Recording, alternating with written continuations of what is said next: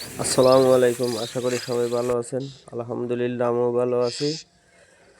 সকালে ভোরে কুয়াশার ভিতরে গেছিলাম ভাই কালিয়াখোর, গাজীপুর জেলা কালিয়াখোর থানা। ধান কাটতে গেছিলাম ভাই কামলা বেচতে। তাই যা সকাল একটু ভোরের কুয়াশার মধ্যে একটু ভিডিও করলাম আপনাদের দেখানোর জন্য, যে দেখেন আসলে মূলত কীরকম হয়। ভাই আসলে মূলত আমি তো অত প্রফেশনাল না, আমি কথাও বলতে পারি না, এই কারণে মনে করেন যে কথা আমি কমই বলি। আপনারা দেখেন।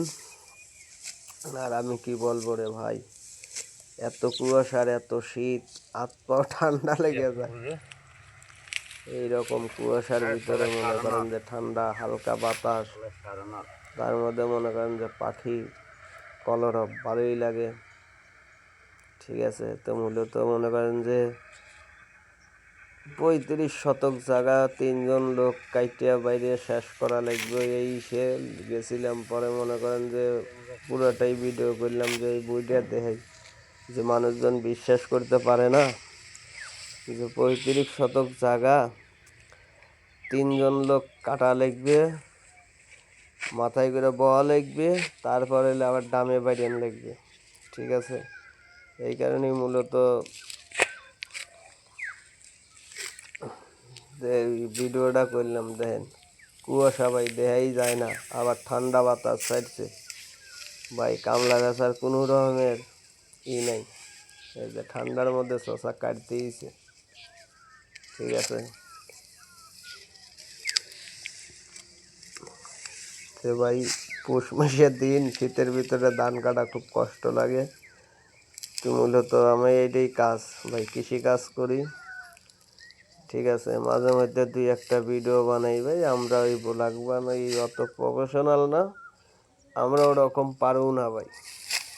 আপনাদের যদি ভালো লাগে তাহলে দেখবেন যে মূলত গরিবের কৃষকের মানে যে কামলা বেচার কি কষ্ট রে ভাই, যারা দিন মজুরি তাদের কি কষ্ট। শীত নাই, কুয়াশা নাই, ঠান্ডা নাই, তার ভিতরে দেন অনলি একটা শার্ট গায়ে দিয়া শুরু করছে চষা। আমার গায়ে ওইরকম একটা গেঞ্জি ভাই। ঠিক আছে, আমি তার আপনাদের ফেস দিতে পারিনি, আমি তো ভিডিওই করছি। তো ভাই এইটাই হলো কাহিনী ভাই, গরিবের কষ্ট বোঝা দায় রে ভাই, গরিব মানুষ মূলত। তো আপনারা সবাই ভালো থাকবেন, আমিও ভালো আছি। আসসালামু আলাইকুম ওয়া রাহমাতুল্লাহ। ভাই আজকের এই পর্যন্তই। যদি ভালো লাগে তো ভাই শেয়ার কমেন্ট লাইক করে যান, কে কোথায় নিয়ে দেখতেছেন। ঠিক আছে, তাহলে দেখেন ভাই, সবাই ভালো থাকবেন। আসসালামু আলাইকুম ওয়া রাহমাতুল্লাহি ওয়া বারাকাতুহু।